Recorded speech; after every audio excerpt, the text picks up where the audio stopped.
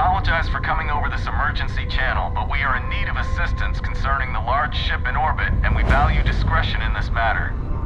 If you are willing and able, please see me as soon as possible at the main security office in Paradiso. Over now.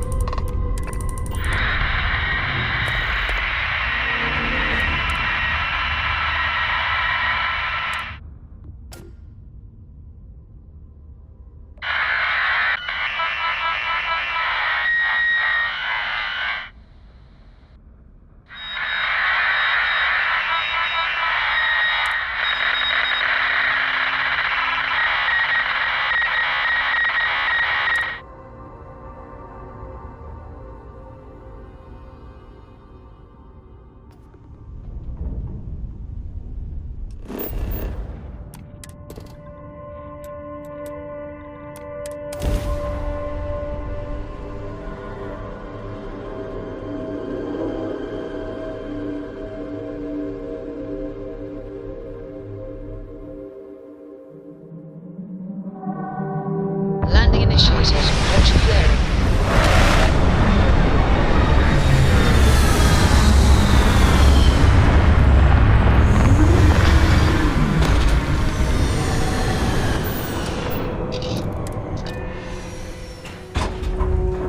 Captain, greetings.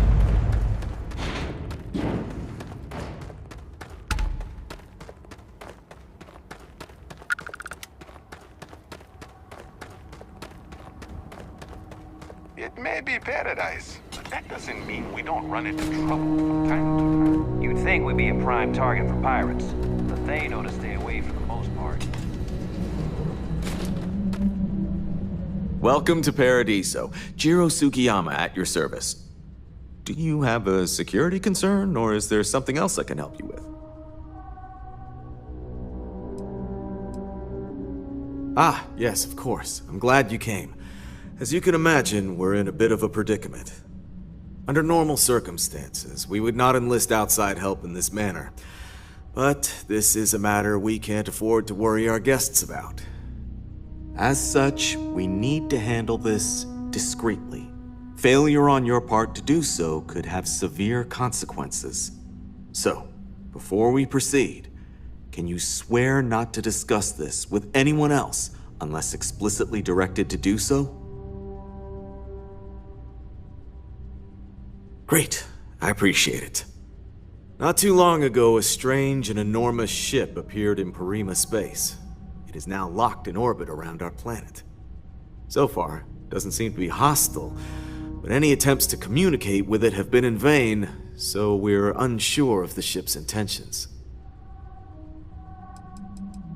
It bears no discernible markings or allegiances to any manufacturers we're aware of. I'm hoping that doesn't mean we're dealing with some sort of new deep space threat. Not quite. It took some time, but we received a transmission. It was all, pardon the phrasing, it sounded almost alien, like nothing anyone's heard before. Clicks, distorted groans, buzzing, really disturbing sounds.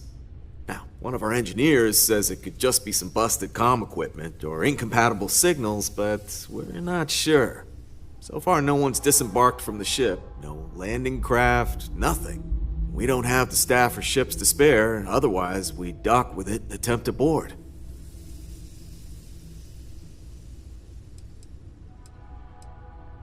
It is. Whatever's going on, we need to approach this with care. First, see if you have more luck communicating with them. If not, you may have to try boarding. Whatever you do, it's important to remember to seek diplomacy with who or whatever's on board. As soon as you have any more information, report to Oliver Campbell. He's the CEO of Paradiso. All formal decisions will need to go through him, and he'll have your pay. Good luck.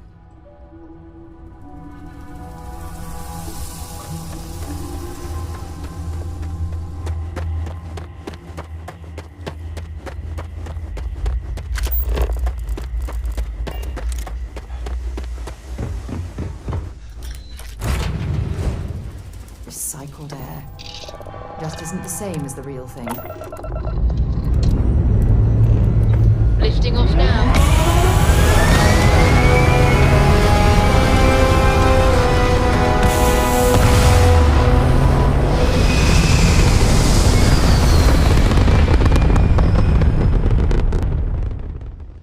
Hell of a view from here.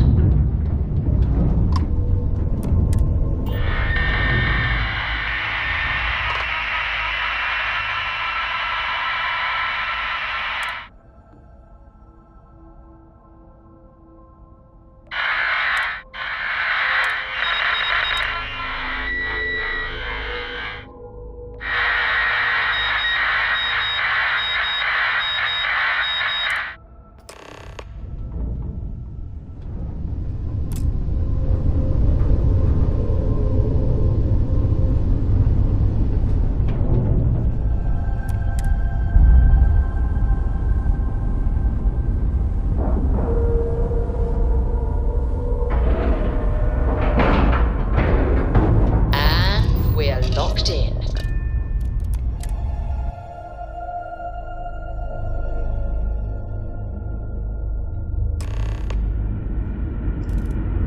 How can I be of service, Captain?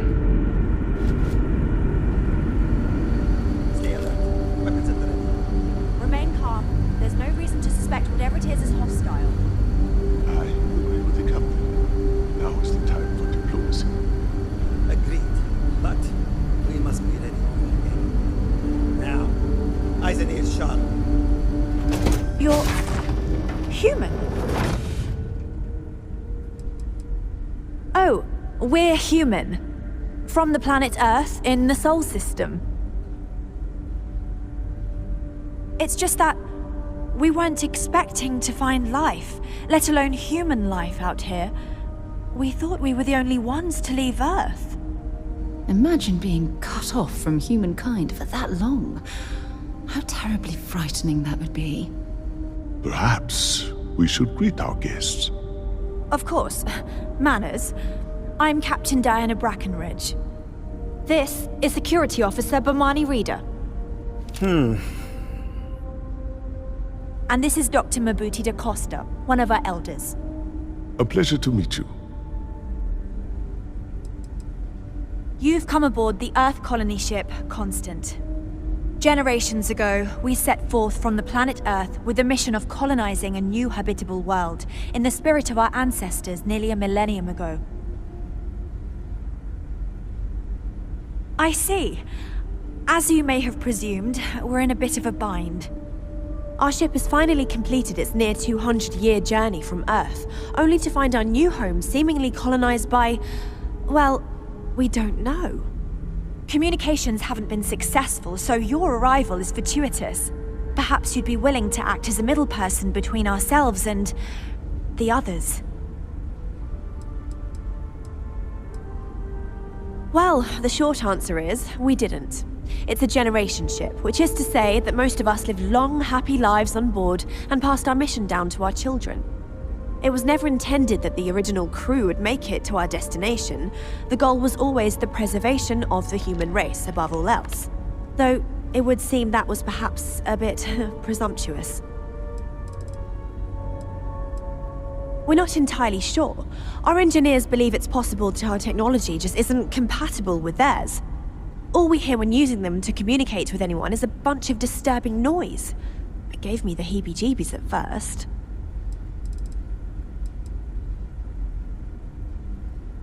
We do. Well, sort of.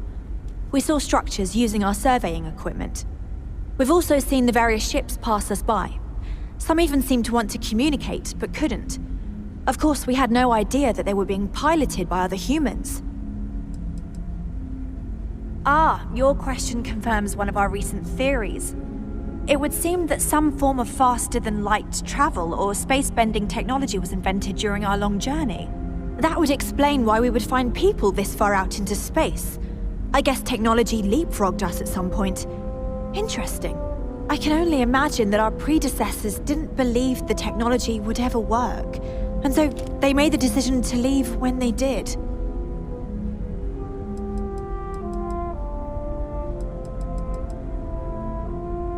Oh yes, of course. Where are my manners?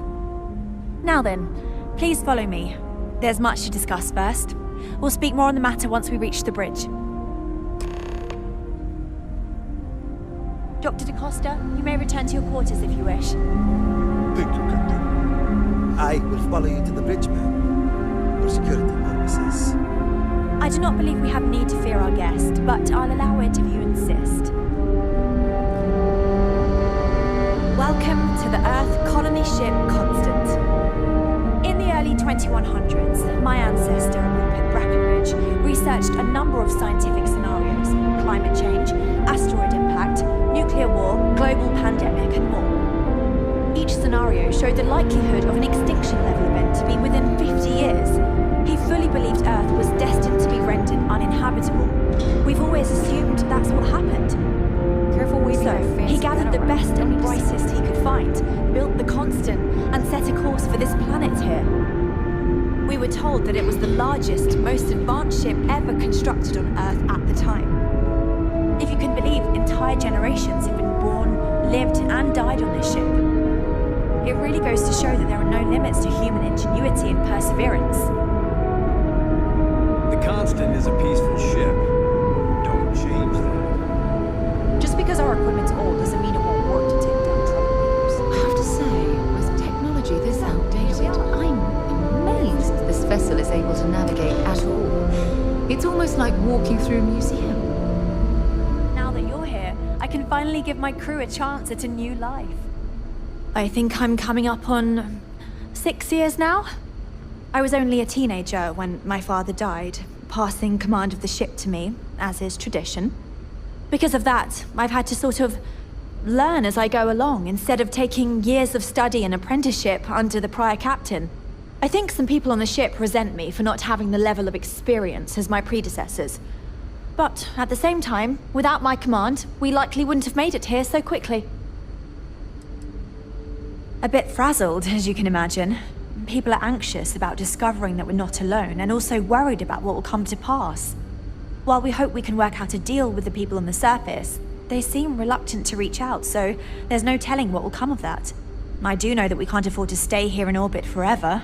The ship was built to sustain us for many years with backup provisions just in case, but even that will come to an end eventually. Well, as I mentioned, we've been unsuccessful in communications with anyone up until you arrived, though not for lack of trying. But since you're asking, maybe you'd be willing to be a sort of diplomat between us and them as we attempt to resolve our situation. Does that sound agreeable to you? We suspect that our equipment is woefully obsolete compared to whatever you all have now. In all honesty, we never expected to need to communicate with anyone, so our comms aren't particularly robust. That limits our options. We even attempted communicating with lights and sounds, something we saw in an old movie, but I don't believe they picked up on it.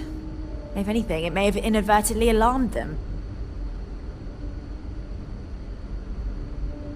Ah, so they have a name. Paradiso. And it sounds promising that they sent you here to speak with us. You see, we intended to settle here, but we assumed that they intend to defend their claim given their presence here. We'd like you to go speak to them on our behalf and help us negotiate a solution, preferably one that favors us.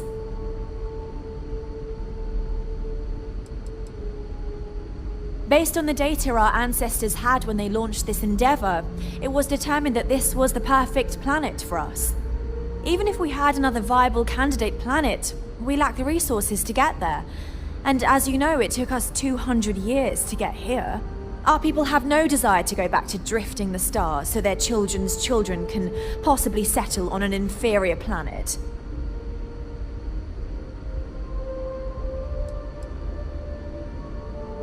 When we left Earth, there were no claims to planets this far out into space. We had assumed that we were the only ones attempting a generational journey such as this, meaning that there would be no need for a formal claims process. Regardless, my ancestor, Rupert Brackenridge, did manage to file a charter for this planet's first colony, to be named New Jamestown. According to his records, no one took it seriously when he filed it, so likely it was either ignored or the records were lost to the ages. Given humanity's lack of interest in colonizing the far reaches of space at the time, it shouldn't have been a problem. But again, here we are now. Excellent. Make no mistake, this is our planet, and we intend for them to see this our way. So, speak with their leadership and see if you can negotiate a solution on our behalf. Preferably, get them to see things our way. Report back to me and let me know what they say, and we'll go from there. We thought about it, but it simply won't do. I need to think about the distant future of our people. Sure, our first settlement may be small, but our predecessors dreamt of our new civilizations spreading across the globe. That will be difficult if someone else plans to do the same. While we're not completely close to the idea of sharing, it's much easier if we have complete domain over this world.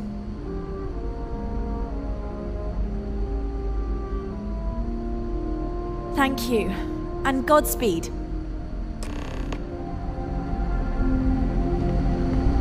I know Captain Brackenridge has essentially given you free rein to wander the ship, but security will still be watching you closely.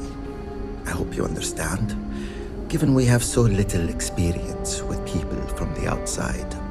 It pays to take security seriously, something I understand much better now than in my youth. These are exciting times, aren't they? No matter what the future holds, I think I'll always be more comfortable in space. Just stay out of trouble.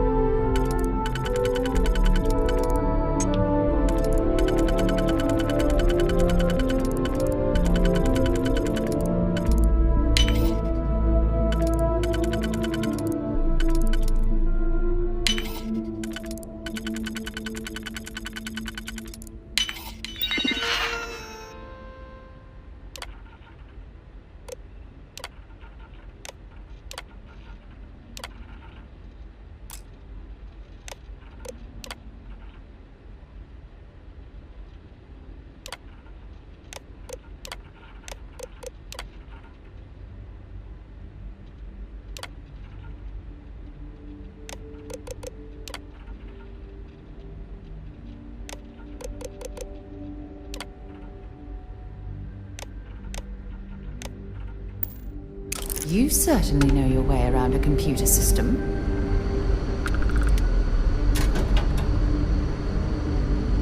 We were never trained to address threats coming from outside our ship.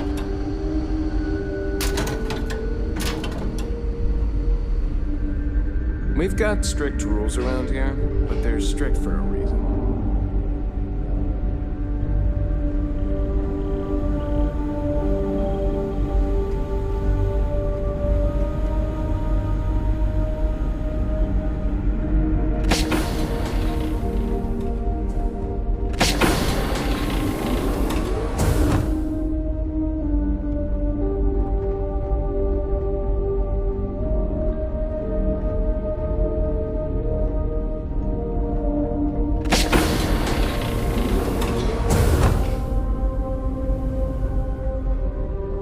Now that we know what's out there, things are gonna get more interesting. Never seen a ship like yours before. Brackenridge. That sounds so familiar. Something from history slates that I've read. Oh, I feel I should know who this person is, but somehow it's escaped my memory. Never seen a ship like yours before. Well, then again, I haven't seen any ships before.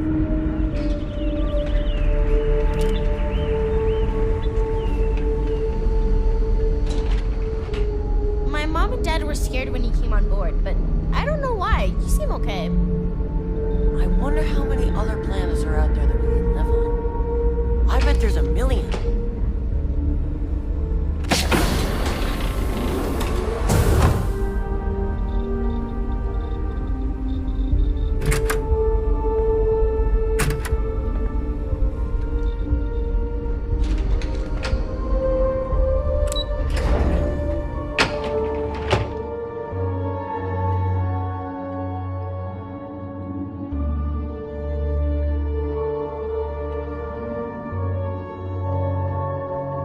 We were never trained to address threats coming from outside our ship.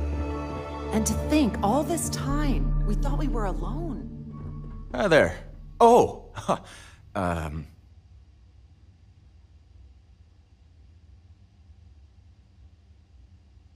Nice to meet you. And that's true. As you can imagine, everyone kind of just knows each other around here. Meeting new people isn't really a thing for us.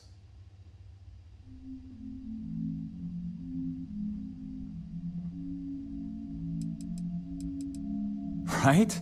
We've been cooped up together in this ship all our lives, so outside of births, there's literally no way for new people to arrive, you know? Anyway, sorry for freezing up before. I just didn't expect our visitor from the outside to stop by and chat with me. I figured, if anything, you'd be with the captain. I'm Daisuke, the ship's provisions manager. I'm not sure what I can offer you, but if I can help, I will. And if not, I'm happy just to talk. Not really. Things don't work that way here. It's not a shop like you hear about in the books and movies, or, where you're probably from. Almost everything is communal or shared in some way, but sometimes people want a little something extra or special for themselves. So when that happens, they come to me. Mostly, I just keep track of the ship's inventory and help ration the supplies so we don't run out. We manage. I know back on Earth, there used to be stores all over the place. Some that even specialize in specific types of goods, if you can imagine. But here, this is it. We have very limited supplies. Most of our stuff is recycled, even the food, in a roundabout way, if you know what I mean. It works out for the most part, because it has to. You'll sense a running theme with that around here. Take care. I wonder what it's like out there beyond our little window.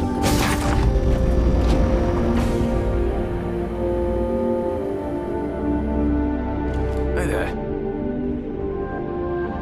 Sure is nice to know there are other people out there. Now that we know what's out there, things are... I was hoping to talk to our visitor from outer space, and here you are! Welcome, welcome! I have a million burning questions, but I won't overwhelm you. There will be plenty of time for that later. Please, indulge me just a couple. How did you do it? Did humanity finally discover faster than light travel and eclipse our poor old ship? I knew it. It's incredible! I read about this technology in our archives from Earth, but it was only theoretical back then. Amazing! I'll have to learn more. Oh, I've got so many questions, but I'm being rude. I haven't even given you my name.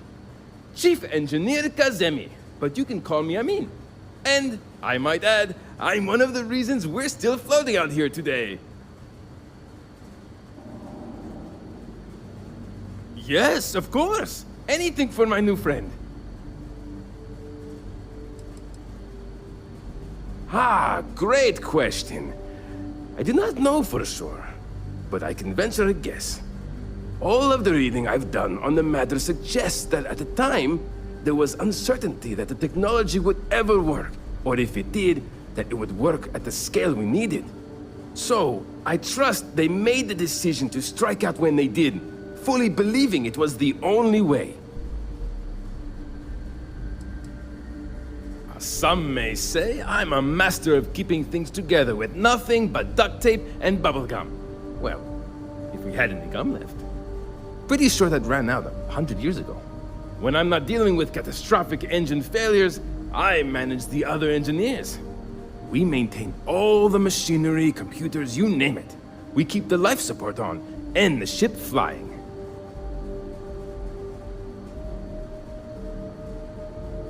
Yes! So many! Does everyone have their own spaceships like you? Do people only live on naturally habitable planets, or did they learn to terraform? Are we in contact with alien species? I have so many more, but I don't want to take up all your time. Disappointing, but not unexpected. When you showed up, I tried to tell the others about the Fermi paradox. I suggested that the most likely explanation for you was that humanity had developed faster, more advanced technology and had leapfrogged us. Seems I was right. I'm not surprised. The amount of energy it would take to terraform an entire planet seems improbable. I can assume these types of colonies are strictly for mining and gathering rare resources, since there are nearly limitless habitable planets to choose from out there. Haha! I knew it! Incredible! Amazing! Simply amazing! In our ancestors' time, only the very wealthy could afford to build ships. Even this ship was only possible by our families pulling together nearly all of their financial resources. Thank you for taking the time to talk with me. I can have a bit of a big personality, I'm told. So let me know if I ever get on your nerves. Many years ago, when I was a junior engineer, the reactor's computer burned out. The computer that controls the reactor's various regulators. I'll spare you the details, but when that happens, the ship and everyone on it is in danger of turning into a mess of hot slag. I had to jury-rig parts from old media devices to prevent a meltdown. And that's how I became the boss around here. See you! Wow. Hi. Boy, am I glad you weren't some sort of alien or something.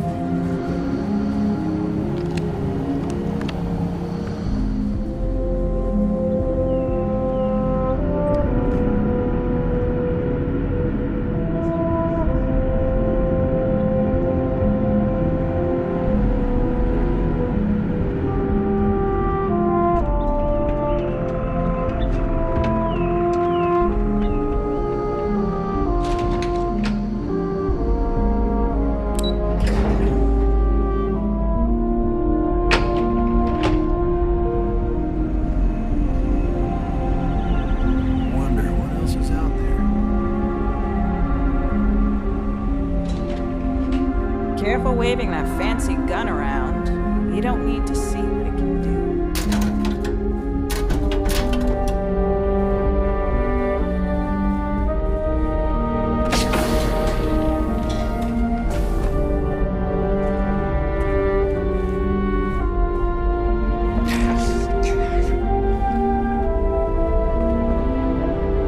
It definitely takes a special type of person to live their entire life, birth to death, aboard a single ship traveling through space.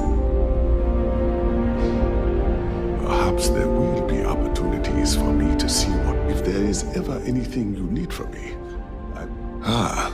Life on a colony ship has its ups and downs, as you can probably imagine. I tend to look on the bright side of things, however. To the best of our knowledge, we were on a critical mission, saving the human race from extinction. That notion was always with us, and it instilled a sense of pride and duty. Sure, the living quarters could be considered cramped, and we could go nowhere else. But we also had near-endless time with friends and loved ones.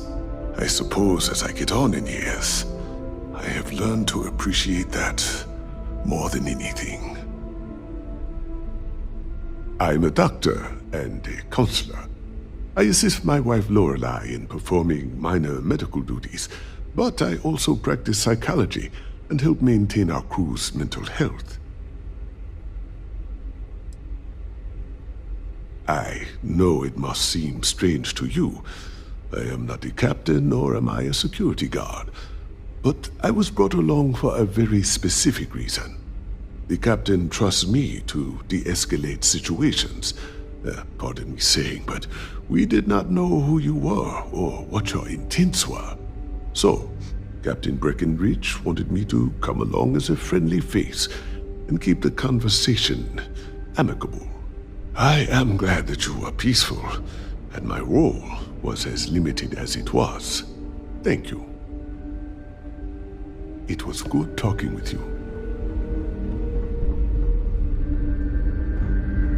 There's so much to learn about now.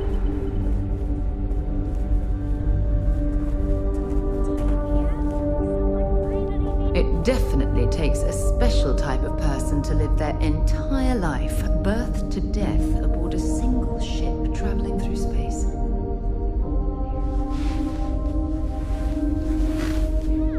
Oh, wow, you're new? Weird. Okay, wasn't expecting this. I guess I should introduce myself? I'm Janet. What's up? You? Oh, well, nice to meet you, I guess. I could take a break to chat if you want. Certainly not what I want to do. I mean, I hate this job, and there's really nothing I can do about it. I'm the cultivation manager. Fancy words for farmer and fertilizer collector. I didn't have a choice. Most people don't. You get a job, and that's it. Like, I'm great at what I do, but I would enjoy doing literally anything else. Meanwhile, my sister Julia, she gets to hang out with kids all day and watch movies. The kids I couldn't care less about, but she doesn't even care about Earth culture. Ugh! Oh my god, it's terrible. I don't know how my parents did it, knowing they would never, ever get to leave until they died. Every day, you see exactly the same things. The same people do the same job. It's all the same. All the time. Seriously, the only thing that kept me going was knowing that we were the generation who knew we'd finally get the hell out of here. Although now that we're here, nothing seems to be happening. Sometimes I wonder if my sister was the lucky one. Ah, so you've met her. No, not Julia. Julia and I were actually triplets with our sister Jen, but the ship ran out of one of her medications and she didn't make it. Sucks, but it is what it is. We only have so many supplies, we couldn't exactly get anything new along the way. Anyway, it happened a long time ago. I don't really feel that she's lucky. I'm just frustrated. See you, I guess.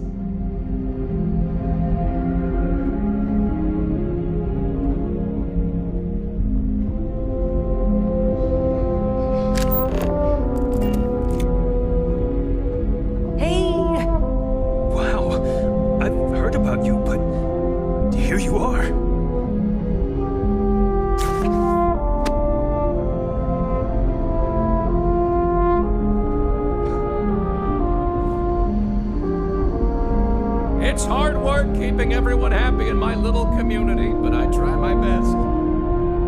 Oh, hi! Hello!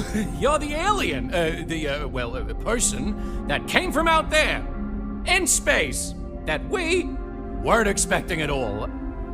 Sorry, I'm a little nervous. Can we start this over? Yeah, calming down. Here we go. Okay, sorry about that. I'm Abe Levitz. Abe Levitz. I'm the cabin manager here, so if there's anything you need during your stay, I'm happy to accommodate. Please do, even if you just want to schmooze.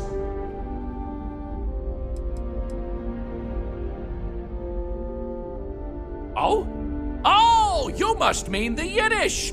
It's an old family tradition. The Levitts have been trying to keep it alive for hundreds of years now. See, we didn't think the language would survive if we didn't, so we charged ourselves with preserving it. It's a point of pride for our family, and something I'd like to pass on to others so they don't forget. Like my great-great-great-great-grandmother's latke recipe.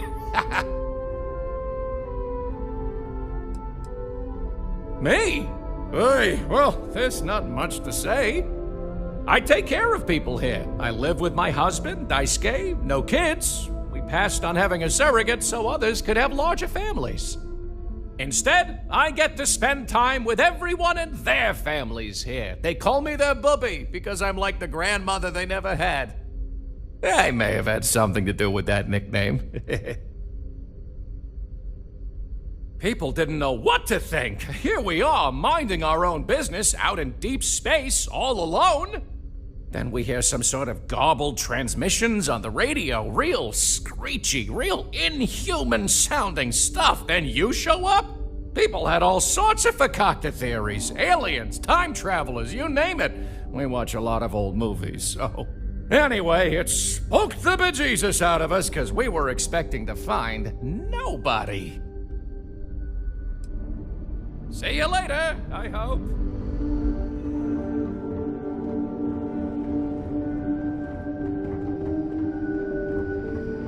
The Constant is a peaceful ship.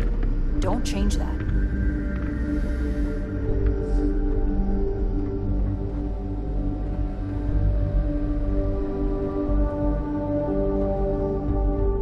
Never seen a ship like yours before.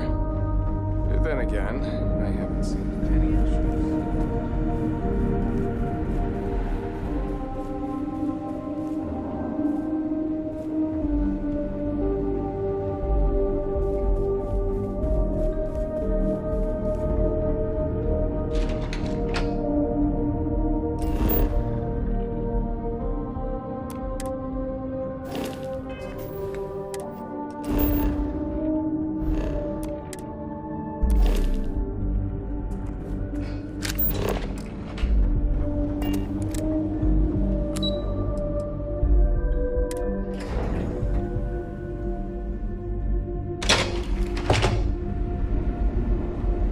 And to think all this time we thought we would...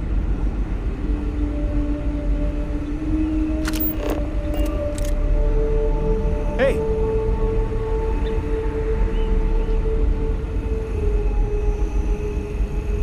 Hey there!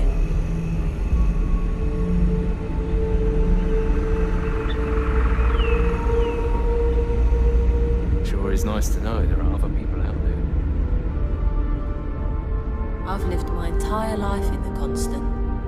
I'm not sure how else to live.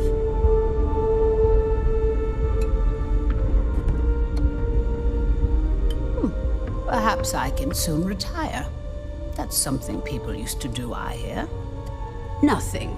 Not in the medical sense.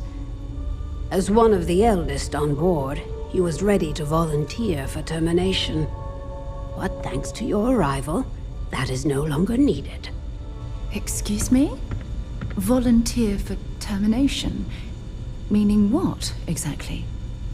It means that he was going to volunteer his own life for the sake of the others on this ship, due to limited spaces and supplies. Like the others, his life would then be honored with special distinction and recorded for history. Rarely we had to make difficult choices when no one would volunteer. But Mabuti is too generous to let that happen.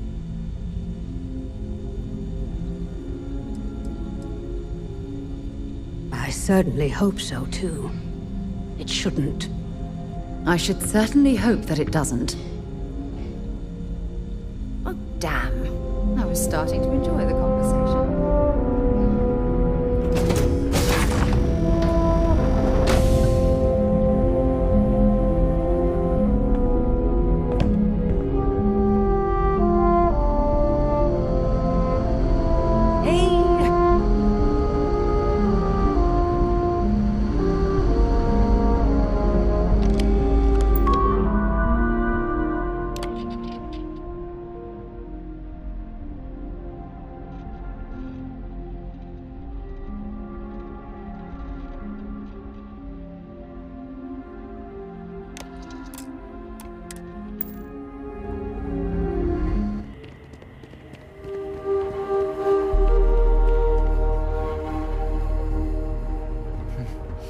This looks like a lovely place for a stay. Might also be the perfect time to stop for some food or a tranquility. Where should we begin?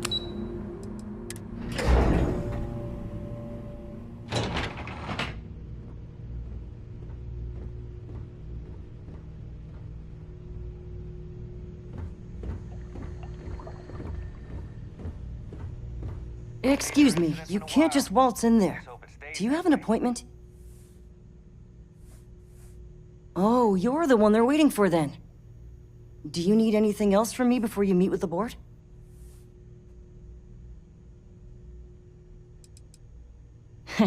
What I could tell you would get me in a lot of trouble. Most of them are typical C-level execs. I doubt you even need to use your imagination for that. The ones that show up to work day to day, at least. I swear, I've never even met some of them, because they chill at their own private, secluded beach homes all the time. Anyway, be smart around Oliver. He's got a way of getting what he wants without you realizing it. And that's all I'll say. Sure. Have fun in the shark tank. And don't worry, even they call it that.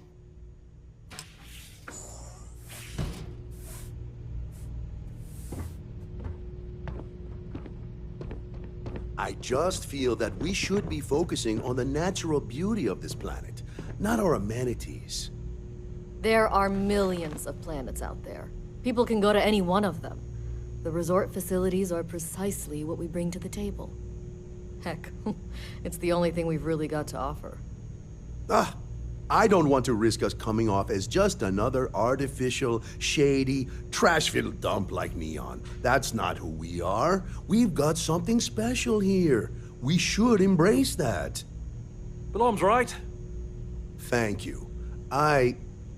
We don't want to compete with Neon. Bayou's ruthless. He'll do anything he can to eliminate the competition. We don't need that kind of trouble. That being said, I think there's a middle ground. Maybe build up the beachfront at a boardwalk amusement park. I've had this idea to build artificial hot springs, that sort of thing. Sounds good. I'll look into what that will cost us and we can circle back around to this.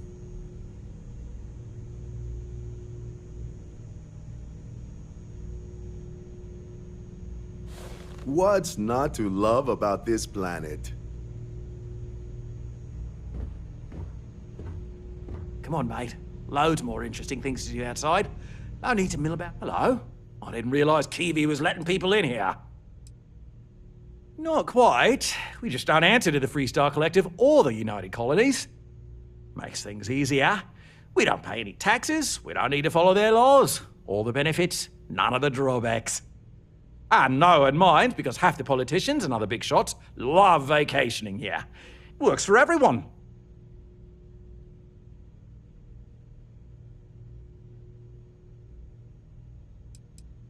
We, the Paradiso Group, bought the rights to this planet years ago with the intent of turning it into the biggest and best resort in the universe. To that end, I'd say we've succeeded. As such, no other leisure enterprises may operate on the planet without renting land from us. But as you can see, none can afford such a deal.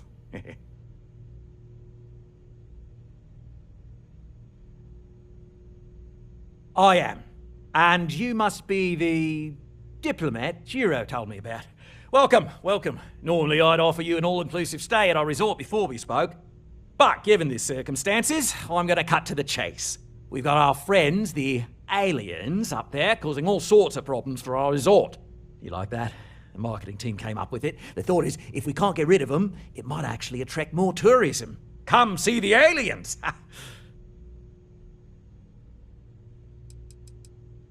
We run a premier resort getaway here. We can't have our guests concocting stories about some bodgy old ship hanging around up there. As it is, we've had to reroute our luxury liners round the other side of the planet on entry so no one sees it. It's bad for business. We need to nip this in the bud and take care of it before the tourists catch on and cause a scene.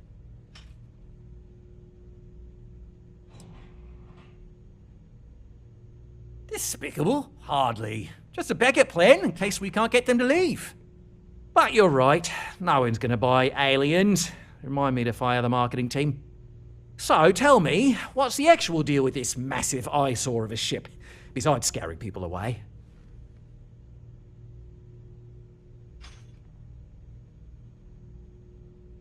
Well, that's something. Shame we can't just tell them kindly to bugger off. Something tells me that's not going to work. Now, tell me, what are we going to do about it? Give me some proposals, people. I need something to work with here. We could offer to resettle them here. There's more than enough space. They could stay here, temporarily, but it'll cost them. Quite a bit, too. They'd need to work off all their debts before being allowed to leave. Maybe not. What if we help them get out of here? Outfit their ship with a grav drive so they can find a new home. We could even lend our engineers to help and give their captain an updated star map. What do you think? Sounds costly. We can't absorb that cost, and it's unlikely they even have compatible currency, let alone enough for the transaction. Someone else would have to foot the bill. Oh, I swear this would be a lot easier if they ceased to exist entirely. Anyway, Seema's got the right idea. Either works for me. Just tell me what you want to do. Oh, I didn't say that specifically. This would be a mutual contract for room and board in exchange for services rendered. Of course, there's no telling how long this arrangement will last, given the substantial costs we'd need to take on in order to accommodate them here, including their continued room and board. But this may save the resort on operating costs in the long term, as we'd be able to let go of some of our current paid staff. It's not our responsibility to bear the brunt of that cost. We're being more than generous by offering the use of our engineering team to help install it. A custom grav drive can't come cheap, and I assume they have neither the monetary means nor the connections to get a hold of that kind of technology. That leaves the only other party in this negotiation. You. I'm not suggesting anything, other than it would make our lives so much easier if that ship ceased existing. Make of that what you will. We own this planet, they don't. Here at Paradiso, we don't like leaving things to chance. Who knows what these people will do with their land? Imagine the landscaping disasters they might come up with, and how that might mar the satellite imagery of the planet in our brochures. No, much better to assimilate them into our culture if they come here to live, rather than leave it to chance.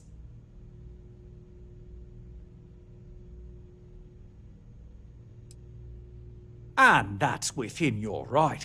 But as the CEO of Paradiso Group, I'm the one who has to make and approve decisions around here, not you. So, as much as I appreciate your feedback, it's not in the best interest of the Paradiso Group to take it into account. We operate outside of the Free Stars only, you see, partially because we don't want anyone else meddling in our affairs. And we'd rather not draw attention to it. As I've mentioned, it could be bad for business. We'd much rather settle this independently.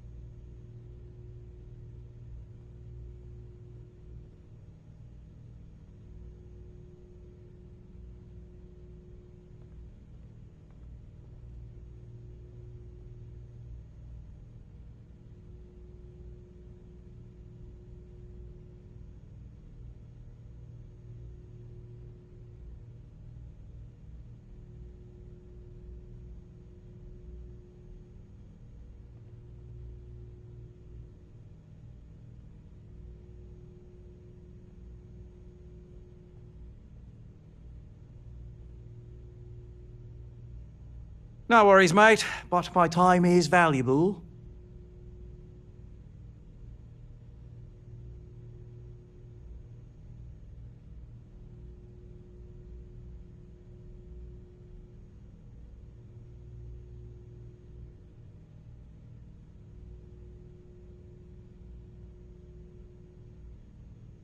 And which proposal will you be taking to the good captain?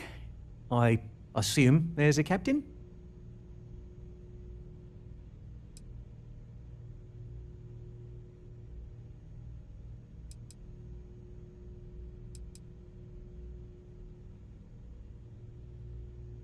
Ah, good on you. You want to see a man named Benny St. James over at Hope Tech. He's the best in the business. If anyone can retrofit a 200-year-old ship with a modern grav drive, it'd be him. We'll coordinate our engineering team with his when you return, though you may have to help the Constance engineers prepare for it on their end. Good luck! I know this was a difficult decision, but if it's any consolation, I think you've made the right choice. Compared to the destruction of their vessel and relegating them to a life of servitude, I'd say this is the best chance they've got. Right. On behalf of the Paradiso Group, we appreciate your help.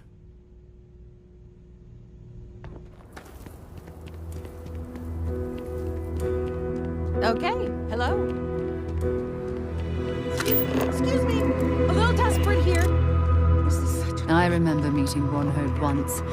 Idealistic and perhaps a bit of a dreamer. But you have to admire what he's accomplished.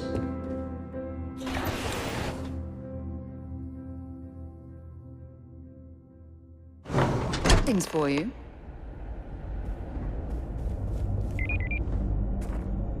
Ron Hope certainly embodies the saying, spared no expense.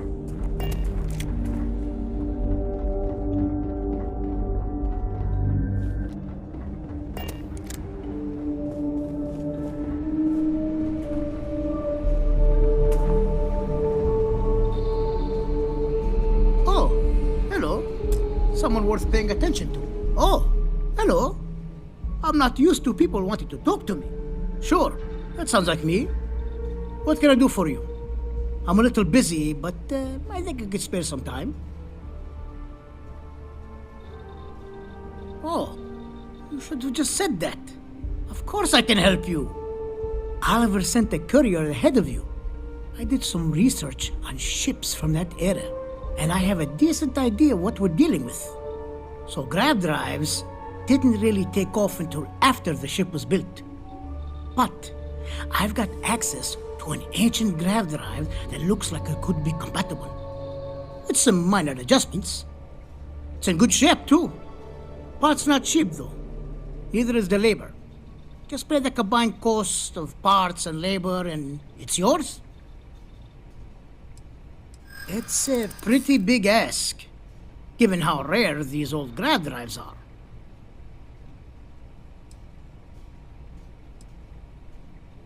Maybe it is selfish of me to demand such a price. Tell you what, sounds like this is for a good cause. While I can't give you the part for free, I won't charge you for the work. You're darn right it is. I'll get to work on it right away. I recommend you go back to the ship and ask the captain to prepare for its retrofit. Standard stuff. I'm sure they have an engineer on board to help. We'll send the part along when it's ready and install it with the help of Oliver's people. Pleasure working with you.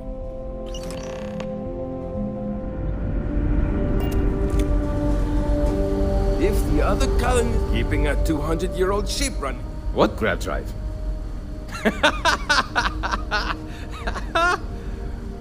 Just joking with you. The Paradiso engineers filled me in. Okay, let's see what we need to do. All right. This will be fun. And hopefully there will be no explosions in the process. I have just received word that the drive is here. Ready to get to work? Yes, of course I need your help. My team needs to stay on top of their daily maintenance, and I need to make my own preparations for this gravity drive you brought us. Your help is going to be vital to this procedure. And have no worries, it'll be easy. I'll guide you through the process. Great. There are 3 preparations I need you to help me make while I set things up on my end. First thing I need you to do is reroute the power from the port turbo pump to the auxiliary cryogenic radiator. Then, turn the plasma runoff inhibitor function to 5%. Last, you'll need to decouple the magnetic flange pipe enclosures from the auxiliary module assembly. Got it? Let's hop to it!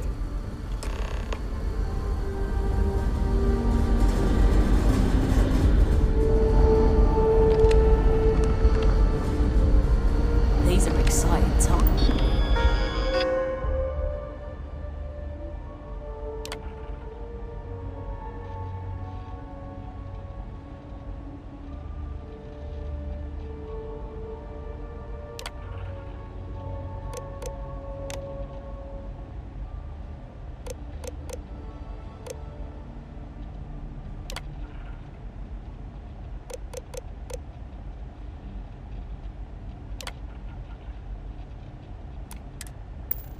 times, aren't they?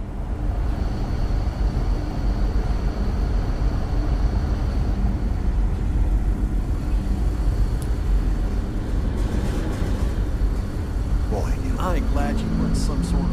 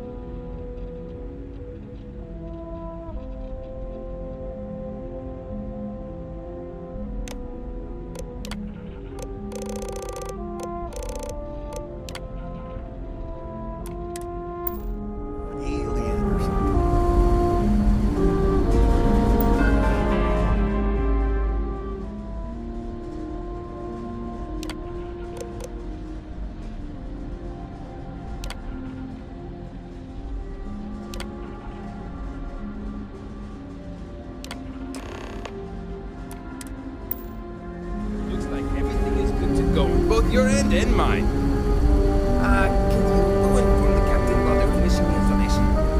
Thanks.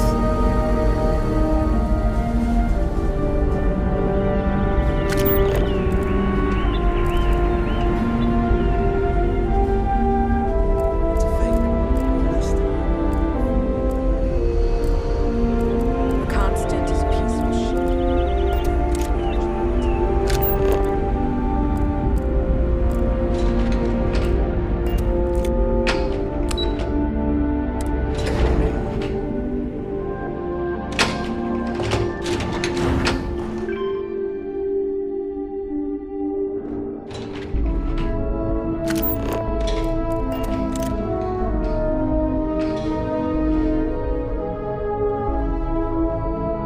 Careful waving that fancy gun around.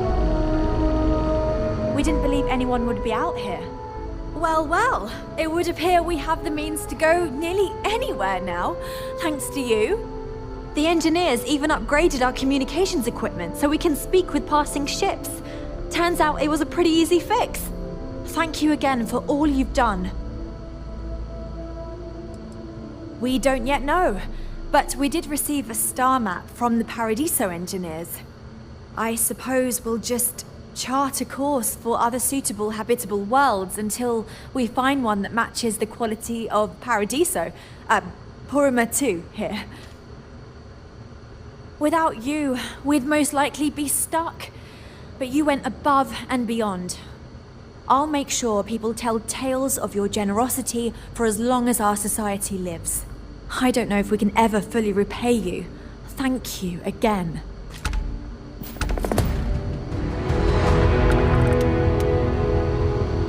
Now that we know there are other people out there, we need to be more prepared for Hey trouble there. than ever. Don't stay away too long.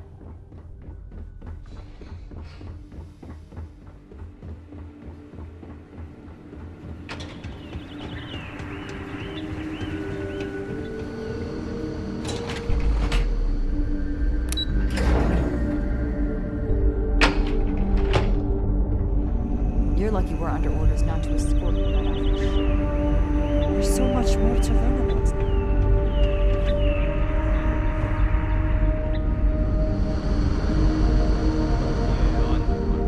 Never seen a ship like yours before.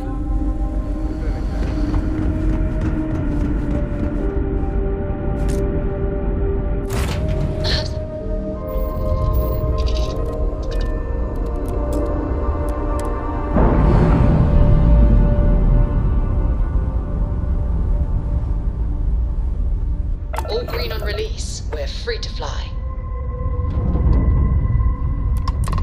This is the Earth Colony ship Constant. What is the nature of your communication?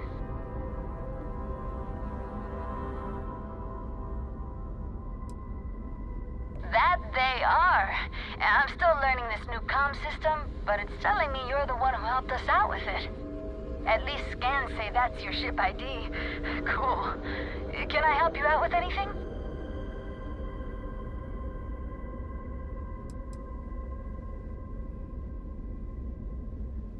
Not quite sure yet.